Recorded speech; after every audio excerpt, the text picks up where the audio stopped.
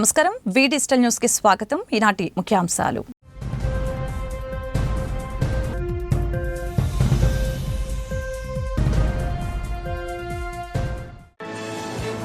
నగరంలో ఘనంగా జరిగిన జ్యోతిరావు పూలే వర్ధంతి కార్యక్రమం. జిల్లా కోర్టు కూడలి వద్ద జ్యోతిరావు పూలే విగ్రహానికి పూలమాలలు వేసి నివాళులర్పించిన వైసీపీ నేతలు.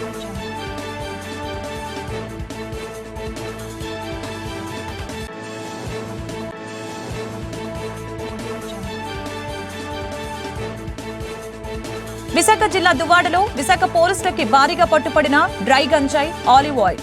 కేసు వివరాలు వెల్లడించిన విశాఖ 2వ డీసీపీ మేరీ ప్రశాంతి.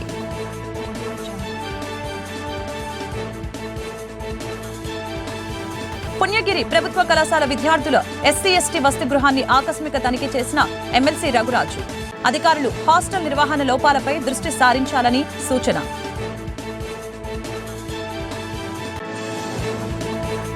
గత వైసీపీ ప్రభుత్వ పాలనపై మండిపడ్డ ప్రభుత్వ విశాఖ పశ్చిమ ఎమ్మెల్యే గణబాబు.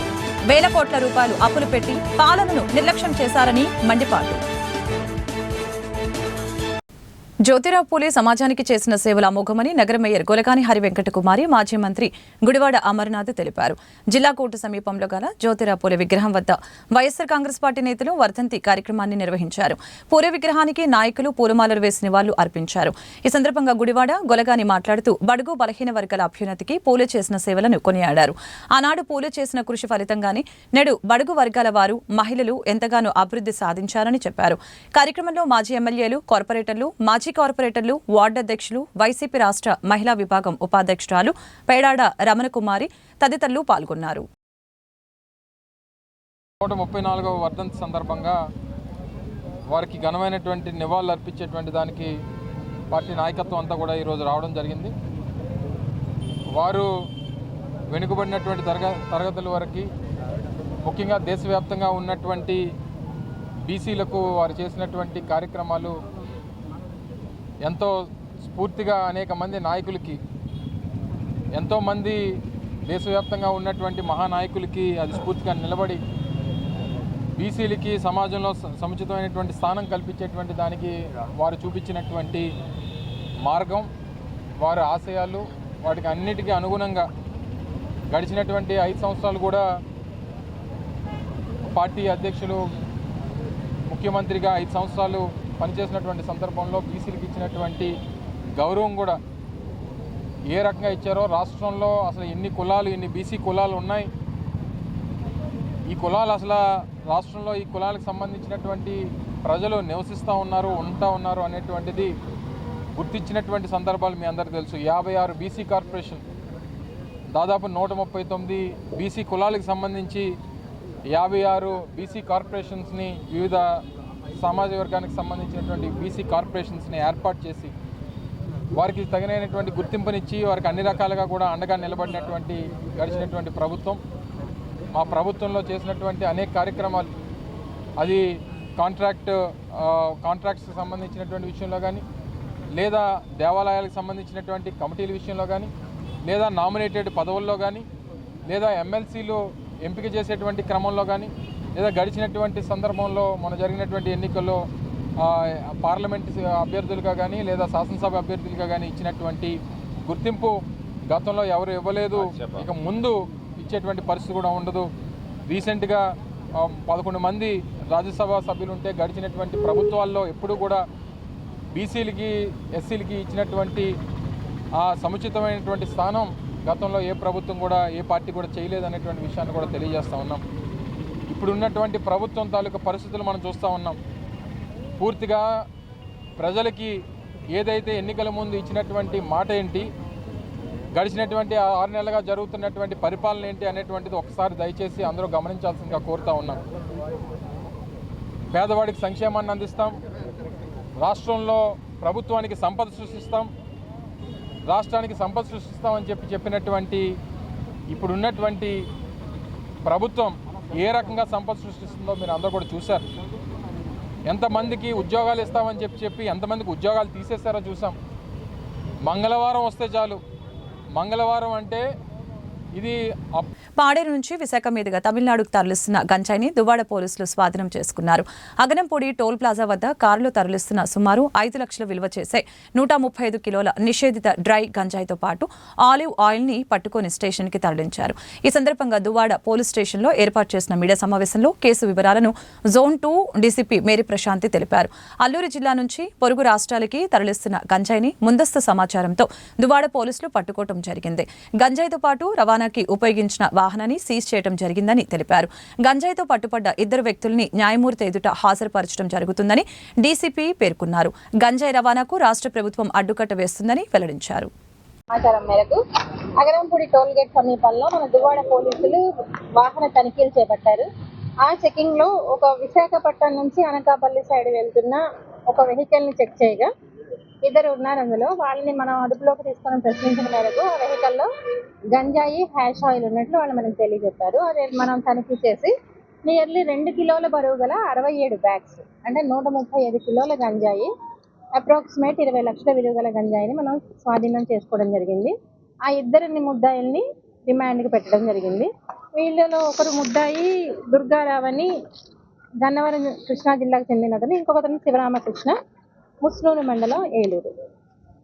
సో వీళ్ళని రిమాండ్ పెట్టడం జరిగింది. వీళ్ళ మీద పాత కేసులు ఏమన్నా ఉన్నాయో చూసి అవి కూడా తగిన చర్య తీసుకుంటాం. మన రాష్ట్ర ప్రభుత్వం చాలా ప్రతిష్టాత్మకంగా ఈ గంజాయి అన్నది సమూలంగా నిర్మూలించాలి. ఈ any kind of NDPS material అన్న దాని మీద డీజీపీ గారి ఆదేశాల మేరకు, సిపి గారి ఆదేశాల మేరకు విశాఖపట్నంలో చాలా రెగ్యులర్గా మనం ఈ గంజాయి గురించి తనిఖీలు చేయడం జరుగుతుంది. మీరు చూసినట్లయితే లాస్ట్ 5 monthsలో కొన్ని వందల గంజాయి మనం పట్టుకోవడం జరిగింది. చాలా మంది మీద కేసులు కూడా పెట్టడం జరిగింది. అలాగే రైల్వే స్టేషన్లో కూడా మన స్నిఫర్ డాగ్, అది ట్రైన్డ్ స్నిఫర్ డాగ్, దాన్ని కూడా తీసుకొని అది కూడా డాగ్ సహాయంతో కూడా మనం గాంజా పట్టుకున్న సంఘటన మీకు అందరికీ కూడా తెలుసు. అలాగే మనం చెక్ పోస్టులు కూడా రెగ్యులర్గా 24/7 రన్ అవుతున్న చెక్ పోస్టులు ఉన్నాయి. ఉత్తర నియోజకవర్గ అభివృద్ధికి పెద్దపీట వేస్తున్నానని విశాఖ ఉత్తర నియోజకవర్గం శాసనసభ్యులు పి విష్ణుకుమార్ రాజు తెలిపారు. సీతమ్మధార హిల్ వ్యూ పార్క్ వద్ద 48 కోట్ల రూపాయల వ్యయంతో చేపట్టిన అమృత్ నిరంతర మంచినీటి సరఫరా పనుల్ని ఆయన ప్రారంభించారు. ఈ ప్రారంభోత్సవంలో ఎమ్మెల్యేతో పాటు జీవీఎంసీ కమిషనర్ సంపత్ కుమార్, నగర డిప్యూటీ మేయర్ కె సతీష్, పలువురు కార్పొరేటర్లు, జీవీఎంసీ అధికారులు పాల్గొన్నారు. ఈ సందర్భంగా విష్ణుకుమార్ రాజు, సంపత్ కుమార్, సతీష్లు అమృత్ మంచినీటి సరఫరా పనులు పూర్తయితే 4 వార్డుల ప్రజలకి త్రాగునీరు అందుతుందని చెప్పారు. 14, 23, 24, 43 వార్డుల ప్రజలకి నిరంతరం మంచినీటి సదుపాయం అందుబాటులోకి వస్తుందని అన్నారు. ప్రజలకు మౌలిక వసతులు కల్పించేందుకు ఎన్ని కోట్ల రూపాయలైనా వెచ్చించేందుకు రాష్ట్ర ప్రభుత్వం సిద్ధంగా ఉందని తెలిపారు. అందరూ గౌరవ కమిషనర్ గారు, జీవీఎంసీ కమిషనర్ గారు, చీఫ్ ఇంజనీర్ గారు, అట్లాగే డిప్యూటీ మేయర్ గారు, ఇంకా మిగిలిన కార్పొరేటర్స్ అందరూ కూడా ఇక్కడికి వచ్చి ఒక మంచి అత్యంత అద్భుతమైన కార్యక్రమము, అందరికీ మంచినీరు, ప్రతి ఇంటికి కూడా 24/7 వాటర్ సప్లై అనేది అమృత్ 2 పథకం కింద కేంద్ర ప్రభుత్వము శాంక్షన్ చేసిన దాని ప్రకారము ఈరోజు సుమారు 50 కోట్ల రూపాయలతోటి 7,760 ఇళ్లకి ఇది 24/7 వాటర్ సప్లై ఇచ్చే కార్యక్రమానికి శంకుస్థాపన చేయడం జరిగింది. దీని వలన అందరికీ సుమారు 99,000 మందికి ఇది ఉపయోగపడుతుంది, హౌస్ హోల్డ్స్కి. కాబట్టి ఇటువంటి మంచి కార్యక్రమము ఇంకా ఫ్యూచర్లో కూడా మొత్తం విశాఖపట్నం అంతా కూడా కంప్లీట్గా 24/7 వాటర్ సప్లై వచ్చేటట్టుగా కేంద్ర ప్రభుత్వ సహాయ సహకారాలతోటి రాష్ట్ర ప్రభుత్వ సహాయ సహకారం 24/7 సంబంధించినటువంటి వాటర్ సప్లై జీవీఎంసీ పరిధిలో అటు మురళీనగర్లో ప్రారంభమైంది. ఇప్పుడు అమృత్ నుంచి దాదాపు 48 కోట్ల రూపాయలని ఫండ్ మనము టైఅప్ చేసి ఇక్కడ ఈ ప్రాంతంలో మనం దాదాపు 7,800 హౌస్ హోల్డ్స్కి కవరింగ్ 96,100 పాపులేషన్ని కవర్ చేస్తూ మనము ఇక్కడ ఏర్పాటు చేయడం జరిగింది. ఇది 2 సంవత్సరాల పాటు ఈ ప్రాజెక్ట్ని మనము అందుబాటులోకి తీసుకురావడం జరుగుతుంది. సో దీనివల్ల నాన్ రెవెన్యూ వాటర్ అనేది ఏదైతే ఉందో దాని యొక్క సేవింగ్ అనేది ఎక్కువగా వస్తుంది. సో గౌరవ ఎమ్మెల్యే గారితో పాటు ఇక్కడ ఉన్నటువంటి కార్పొరేటర్లు, డిప్యూటీ మేయర్ అందరితో కలిసి ఈ కార్యక్రమం ప్రారంభించడం. మధురవాడ జోన్ సంబంధించి, జోన్ 2 సంబంధించి, అదేవిధంగా జోన్ 5 సంబంధించి మన 14వ వార్డు, 25వ వార్డు, 24వ వార్డు, 43వ వార్డు సంబంధించి ఏదైతే 24/7లో ఏదైతే కవర్ చేయనటువంటి ప్రదేశాలు ఉన్నాయో ఆ ప్రదేశాలను కూడా అమృత పథకం కవర్ చేస్తూ సుమారు 50 కోట్ల రూపాయలతో కమిషనర్ గారు చెప్పినట్టు పాపులేషన్ వర్సెస్ అక్కడ ఉన్నటువంటి హౌస్ హోల్డ్స్ అన్నిటి కూడా ఈ పథకం ద్వారా అందజేయడం జరుగుతుంది. శృంగవరపుకోట కేంద్రం పుణ్యగిరి ప్రభుత్వ కళాశాలల విద్యార్థుల ఎస్టీ బాలుర వసతి గృహాన్ని ఎమ్మెల్సీ ఇందుకూరి రఘురాజు ఆకస్మిక తనిఖీ చేశారు. ఈ సందర్భంగా వసతి గృహంలో ఉన్న అనేక సమస్యల్ని ఆయన పరిశీలించారు. వసతి గృహాన్ని ఆయన సందర్శించే సమయానికి విద్యార్థులు ఎక్కువ మంది సెల్ ఫోన్లతోనే గడపడం ఆయన గమనించారు. హాస్టల్ వార్డెన్ అందుబాటులో లేకపోవడం వలన విద్యార్థులు చెడు అలవాట్లకు సైతం బానిసలు అవుతున్నారని ఆవేదన వ్యక్తం చేశారు. వార్డెన్ ఎప్పుడు అందుబాటులో ఉండరని, భోజనం కూడా మెనూ ప్రకారం ఉండదని విద్యార్థులు ఎమ్మెల్సీకి తెలిపారు. హాస్టల్ వార్డెన్ నిర్లక్ష్యంపై ఎమ్మెల్సీ తీవ్ర అసహనం వ్యక్తం చేశారు. ఈ సందర్భంగా ఆయన విద్యార్థులకి వండిన వంటను తిని నాణ్యతను పరిశీలించి ఆయన తిన్న ఆహారంలో తల వెంట్రుకల్ని గుర్తించి సిబ్బంది నిర్లక్ష్యంపై ఆగ్రహం వ్యక్తం చేశారు.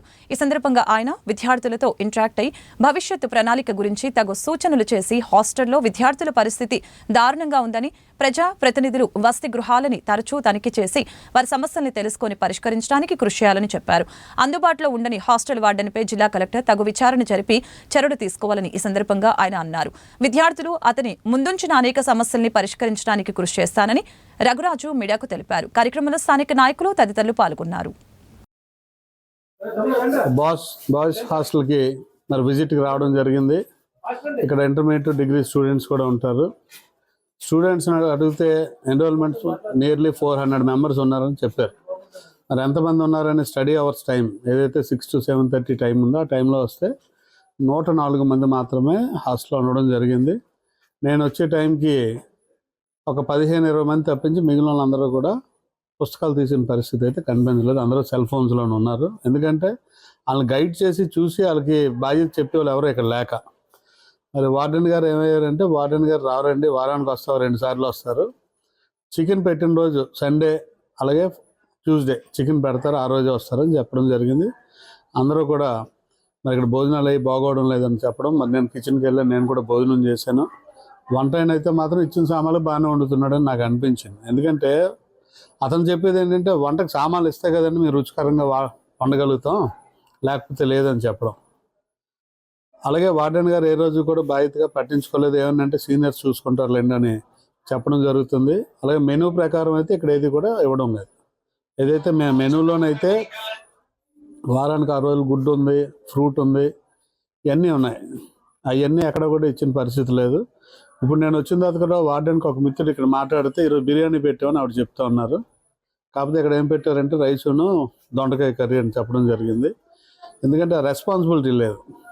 జీవీఎంసీ 89వ వార్డు భగత్ సింగ్ నగర్ గణపతి సమేత గౌరీ కేదారేశ్వరి ఆలయంలో కార్తీక మాసం 4 వారాలు ముగించుకొని భారీ అన్న సమారాధన కార్యక్రమం నిర్వహించారు. ఈ కార్యక్రమానికి ముఖ్య అతిథిగా పశ్చిమ నియోజకవర్గం శాసనసభ్యులు గణబాబు తనయుడు మౌర్య సింహ పాల్గొని ఆలయంలో ప్రత్యేక పూజలు నిర్వహించి మహా అన్న సమారాధన కార్యక్రమం ప్రారంభించి భక్తుడికి ప్రసాదం పంపిణీ కార్యక్రమంలో పాల్గొన్నారు.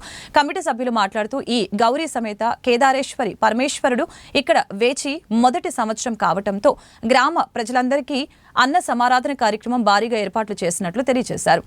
కార్యక్రమంలో కార్పొరేటర్ దాడి వెంకట రమేష్, వార్డు అధ్యక్షులు బొడ్డేటి విజయ్ కుమార్, టీడీపీ నాయకులు దాడి ఫణీంద్ర మరియు టీడీపీ నాయకులు, గ్రామ పెద్దలు, కమిటీ సభ్యులు పాల్గొన్నారు. నమస్కారం. 89వ వార్డు భగత్ సింగ్ నగర్ ఏరియాలో గొప్పగా వెలిసిన శ్రీ స్వామి పరమేశ్వర స్వామి విగ్రహం ఈరోజు అన్నసంతరం కార్యక్రమానికి ముఖ్య అతిథులుగా గౌరవనీయులు గణబాబు గారి మౌర్య గారు వచ్చారు. అలాగే గ్రామస్తులు కూడా చాలా సహకరించారు ఈ విగ్రహం కట్టడానికి. అలాగే గొప్ప వెలపవాణిపాలెం ప్రజలకి, భగత్ ప్రజలకి, ప్రతి ఒక్కరికి పేరు పేరున ధన్యవాదాలు తెలుపుకుంటూ రానున్న కాలంలో ఈ గుడి మంచిగా అభివృద్ధి చెందాలని భగత్ సింగ్ వెల్ఫేర్ అసోసియేషన్ తరఫున కోరుకుంటున్నాము. యాదవుడే మాధవుడు చిత్రం అన్ని వర్గాల వారిని ఆకట్టుకోవటం తథ్యమని చెప్పారు. జగన్మాత సినీ క్రియేషన్స్ బ్యానర్ పై విఏ సూర్యారావు నిర్మాతగా గీతా ప్రసాద్ దర్శకత్వంలో ఈ చిత్రాన్ని రూపొందించినట్లు చెప్పారు. ఈ నెల 29న చిత్రాలయ్య ఐనాక్స్ లో విడుదలవుతున్న ఈ చిత్రంలో తాను కూడా ఒక కీలక పాత్ర పోషించినట్లు తెలియజేశారు. ఉత్తరాంధ్రకు చెందిన అనేక మంది కళాకారులు ఈ చిత్రంలో నటించారని తెలిపారు. చిత్ర నిర్మాత వియ్యపు చిన్నారావు మాట్లాడుతూ వ్యసనాలకు బానిసలై తమ జీవితాలను నాశనం చేసుకునే వ్యక్తులకి కనువిప్పు కలిగించడమే ఈ చిత్ర లక్ష్యమని చెప్పారు. చిత్ర దర్శకుడు గీతా ప్రసాద్ మాట్లాడుతూ మంచి ఇతి వృత్తాంతంతో చిత్రాన్ని తీశామని అన్నారు. ప్రేక్షకులు ఆదరించాలని కోరారు. రేపు 29వ తారీఖు మన చిత్రాలయ థియేటర్లోని ఉదయం 11:30కి మార్నింగ్ చేస్తున్నారండి. ఇది ప్రతి ఒక్కరు కూడా ఈ సినిమా చూసి కుటుంబ సమేతంగా, ఎందుకంటే ఈ రోజుల్లో చాలామంది చెడు వ్యసనాలకి బానిస అయిపోయి ఈ ప్యాకెట్లు బెట్టింగ్లు కుటుంబాలని ఇచ్చేసుకొని కొన్ని కుటుంబాలు రోడ్డున పడుతున్నాయి. అందుగురించి ఆ సబ్జెక్ట్ మీద, ఎందుకంటే చుట్టుపక్కల చూస్తున్నాం, ఆ సబ్జెక్ట్ మీద సినిమా తీయడం జరిగిందండి. ఇది చూసి అందరూ కూడా నన్ను ఆశీర్వదిస్తారండి. ఇప్పుడు చిన్న సినిమాలకి థియేటర్లో దొరకట్లేదు అని వస్తున్న నేపథ్యం ఏంటంటే, చిన్న సినిమాలకు కంపల్సరీగా థియేటర్ దొరుకుతుంది. అంటే చిన్న సినిమాల్లో చిన్న సినిమా మాది. అంటే మన చిన్నారావు గారు ఎంత కష్టపడి తెచ్చారో చాలా తక్కువ అమౌంట్తో చేశాము. చిన్న సినిమాల్లో చిన్న సినిమా అయినా సరే ఈరోజు ఒక థియేటర్ దొరికిందంటే కారణం ఏంటంటే ఆయన కృషి. ఆయన ఏంటంటే ఎలాగైనా ఒక సినిమా హాల్లో ఒక్కటైనా సినిమా హాల్లో వేయాలి అని చెప్పేసి ఒక కోరికతో ఏంటంటే ఎప్పుడు తప్పించే విధంగా ఉండేవాళ్ళు. కాబట్టి ఆ కోరిక ఈ రోజుతో నెరవేరిందని అనుకుంటున్నాను. విశాఖ తూర్పు నియోజకవర్గం పరిధి 12వ వార్డు 6లోవ సూర్యతేజ నగర్ శ్రీ పోలమాంబ వేప చెట్టు వద్ద ఉపకార ట్రస్ట్ ఆధ్వర్యంలో అయ్యప్ప స్వాములకి అన్న సమారాధన కార్యక్రమాన్ని ప్రారంభించారు. 18 రోజుల పాటు నిర్వహిస్తున్న అన్న సమారాధనకి వ్యయమంతా ఉపకార ట్రస్ట్ అధినేత SSLS క్రియేషన్స్ చైర్మన్ కంచెల అచ్యుతరావు అందిస్తున్నారు. గురువారం మధ్యాహ్నం అన్న సమారాధనని కంచెల అచ్యుతరావు ప్రారంభించారు. ఈ సందర్భంగా ఆయన మాట్లాడారు. సూర్యతేజ నగర్లో 18 రోజుల పాటు తన సొంత నిధులతో అన్న సమారాధన చేస్తున్నట్లు వివరించారు. అయ్యప్ప భవానీ మాలధారణ చేసిన 300కి పైగా స్వాములకి రోజు అన్నదానం చేయటం తన అదృష్టంగా భావిస్తున్నట్లు పేర్కొన్నారు. అన్ని దానాలకెల్లా అన్నదానం మిన్నా అని చెప్పారు. ఎరిమేలి అయ్యప్ప అన్న సమారాధన సేవా ట్రస్ట్ ఆధ్వర్యంలో కొనసాగుతున్న నిత్యాన్నదాన కార్యక్రమానికి తన కుమారుడు మిలీనియం సినీ హీరో కంచెల ఉపేంద్ర బాబు 3 లక్షల విరాళం అందజేసినట్లు తెలిపారు. జాతీయ జర్నలిస్టుల సంఘం కార్యదర్శి గంట్ల శ్రీనుబాబు మాట్లాడుతూ కంచెల అచ్యుతరావు ఉపకార ట్రస్ట్ ద్వారా చేస్తున్న సేవా కార్యక్రమాలని కొనియాడారు. కార్యక్రమంలో trust manager Sudheer, SSLS creations manager Nagu, trust ప్రతినిధులు అరుణ తదితరులు పాల్గొన్నారు.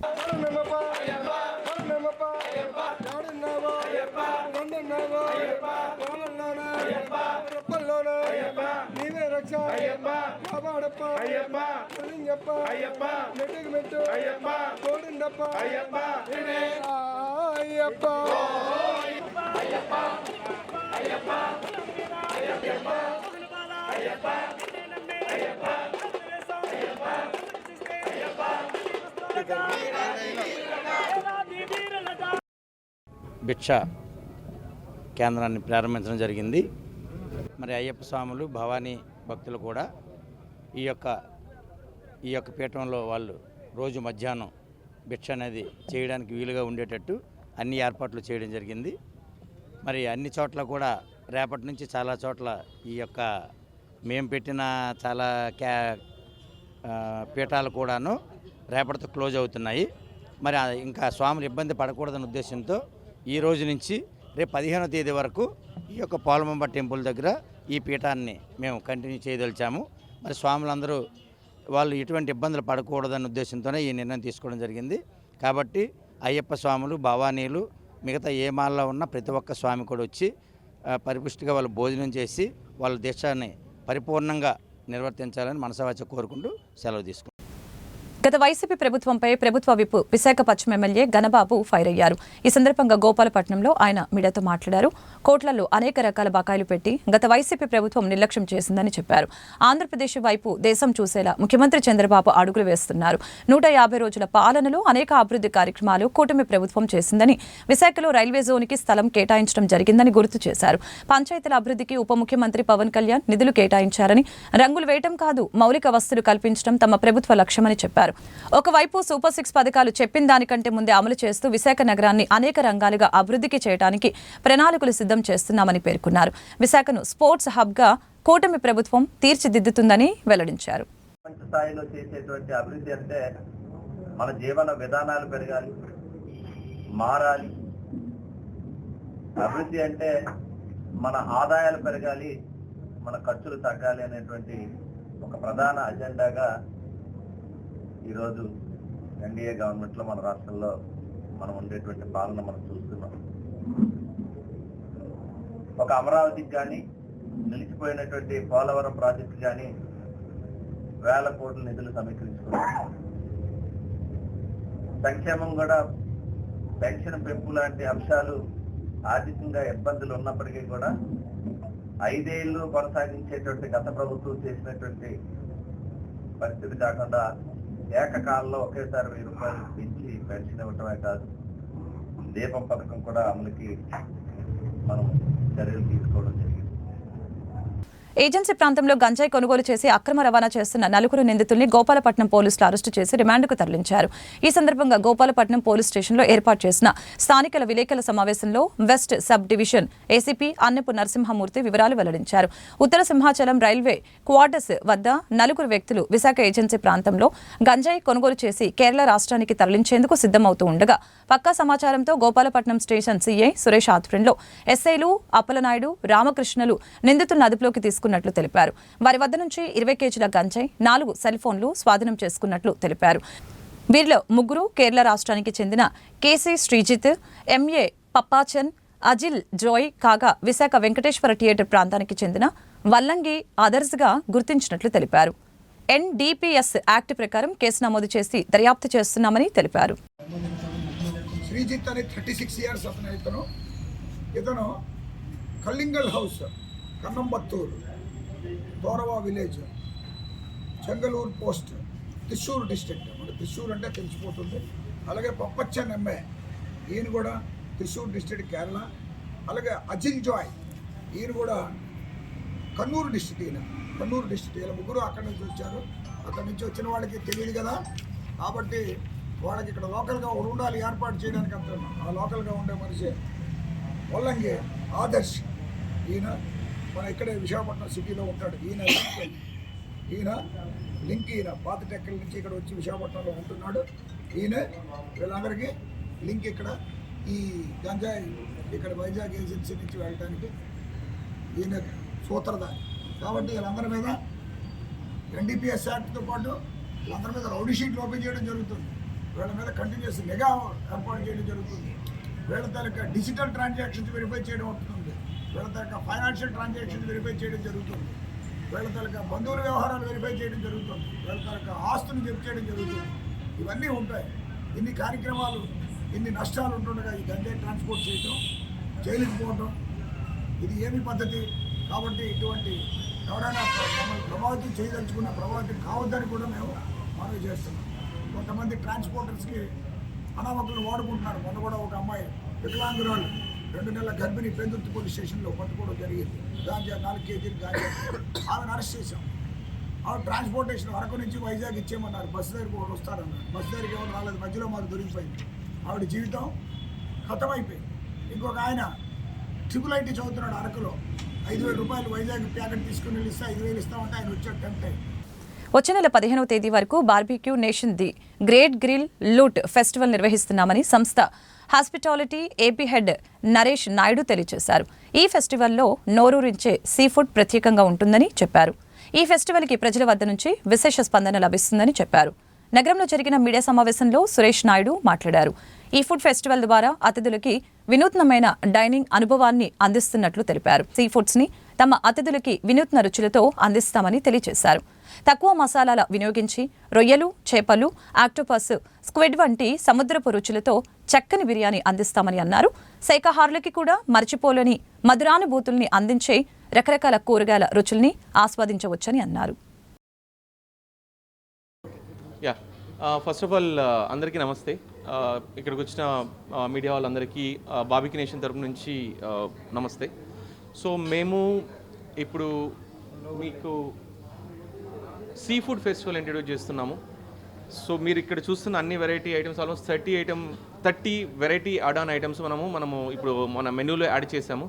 ఇక్కడ మీరు చూస్తున్నారు సో మెనీ వెరైటీస్. ఇక్కడ మన క్రాబ్స్ నుంచి, ప్రాన్స్ నుంచి, ఆక్టోపస్ నుంచి, ఫిష్ కేక్స్ నుంచి, రెడ్ స్నాపర్ నుంచి, సీ బాసా నుంచి ఆల్మోస్ట్ మనం 29 రకాల సీ ఫుడ్ వెరైటీస్ మనం మెనూలో యాడ్ చేసాం.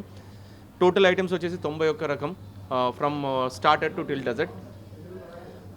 ప్లీజ్ మనము ఈ సీ ఫుడ్ అనేది మనం మొత్తం మన మధురవాడ బార్బిక్యూ నేషన్లోను, Vizag barbecue nation, Vijayawada barbecue nation, Kadapa barbecue nation, Kakinada barbecue nation, Guntur barbecue nation, మొత్తం ఆంధ్రప్రదేశ్ స్టేట్ అంతా మనము ఈ సీ ఫుడ్ ఇంట్రడ్యూస్ చేస్తున్నాము. సో ఈ సీ ఫుడ్ ఈరోజు నుంచే స్టార్ట్ అయింది. ప్లీజ్ మీరందరూ వచ్చి టేస్ట్ చేసి మీకు తెలిసిన 10 మందికి చెప్పి అక్కడ నుంచి దీన్ని బాగా ది ఫెస్టివల్ని సక్సెస్ చేయాలని చెప్పి మనస్ఫూర్తి కోరుకుంటున్నాను. Please come and visit and taste the food and please bless us. నా పేరు నరేష్ నాయుడు. సో నేను AP head of operations barbecue nation. So అందరూ రావాలని మనస్ఫూర్తిగా కోరుకుంటూ జీవీఎంసీ 92వ వార్డులో ప్రశాంతి నగర్ శ్రీ వల్లి దేవసేన సుబ్రహ్మణ్య స్వామి వారి ఆలయంలో షష్ఠి మహోత్సవ గోడపత్రిక ఆవిష్కరణ జరిగింది. ఈ కార్యక్రమంలో ఆలయ ధర్మకర్త గణబాబు, ఆలయ పురోహితులు దొంతకుర్తి గణేష్ కుమార్ పాల్గొన్నారు. అనంతరం వారు మాట్లాడారు. పైడి తల్లమ్మ అమ్మవారి ఆలయంలో శ్రీ వల్లి దేవసేన సుబ్రహ్మణ్య స్వామి వారి 2013లో సుబ్రహ్మణ్య ఆలయంలో నిర్మించుకొని ప్రతి సంవత్సరం ఆలయంలో అంగరంగ వైభవంగా సుబ్రహ్మణ్య స్వామి షష్ఠి చేయటం ఆనవాయితీగా వస్తుందని చెప్పారు. ఈ సందర్భంగా స్వామివారికి తెల్లవారుజామున 4 గంటల నుంచి పంచామృత అభిషేకాలు, ఉదయం 9 గంటలకి స్వామివారి కళ్యాణం, అనంతరం మధ్యాహ్నం వారి అన్న సంభారాధన చేయడం జరుగుతుందని చెప్పారు. ప్రతి సంవత్సరం కూడా ఈ కార్యక్రమం ఆనవాయితీగా చేస్తున్నట్లు వెల్లడించారు. ఈ గోపాలపట్నం వర్తక సంఘం సభ్యులు, ఆలయ కమిటీ సభ్యులు, ప్రశాంత్ నగర్ కమిటీ సభ్యులందరూ కూడా కార్యక్రమంలో పాల్గొన్నారు. ప్రశాంత్ నగర్లో వెలిసి ఉన్నటువంటి పైడి తెల్లమ్మ ఆలయ ప్రాంగణంలో వెలిసి ఉన్నటువంటి శ్రీ సుబ్రహ్మణ్య స్వామి వల్లి దేవసేన సమేత సుబ్రహ్మణ్య స్వామి కీర్తిశేషులు దొంతకుర్తి చంద్రమౌళి గారి స్వహస్తాలతో ప్రతిష్ఠించబడినటువంటి ఆ ఉత్సవమూర్తులకి సుబ్రహ్మణ్య షష్ఠి మహోత్సవాలు 2013లో ఈ ఆలయ నిర్మాణం జరిగితే ఇది 11వ ఏట ఈ షష్ఠి మహోత్సవాలను చేయడానికి 7వ తారీఖు డిసెంబర్ 7 నిర్ణయించడం జరిగింది. ఉదయం 4 గంటల నుంచి అభిషేకాలు,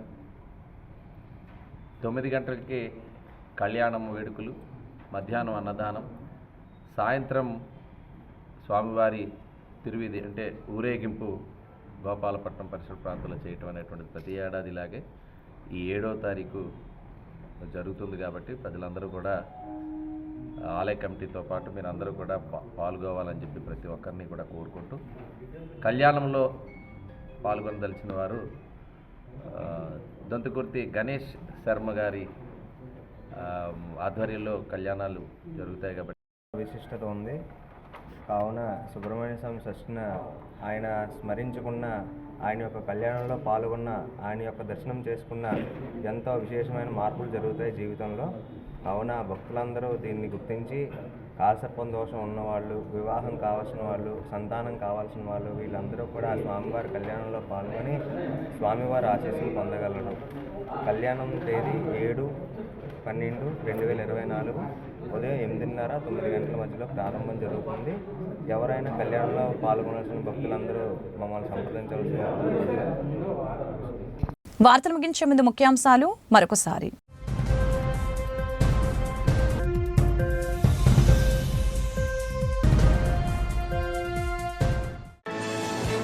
నగరంలో ఘనంగా జరిగిన జ్యోతిరావు పూలే వర్ధంతి కార్యక్రమం. జిల్లా కోర్టు కూడలి వద్ద జ్యోతిరావు పూలే విగ్రహానికి పూలమాలలు వేసి నివాళులర్పించిన వైసీపీ నేతలు.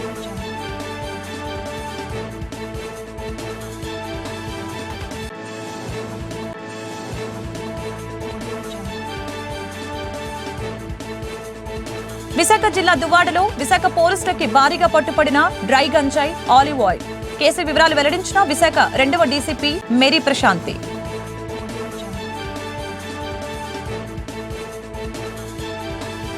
పుణ్యగిరి ప్రభుత్వ కళాశాల విద్యార్థుల ఎస్సీ/ఎస్టీ వసతి గృహాన్ని ఆకస్మిక తనిఖీ చేసిన ఎమ్మెల్సీ రఘురాజు. అధికారులు హాస్టల్ నిర్వహణ లోపాలపై దృష్టి సారించాలని సూచన.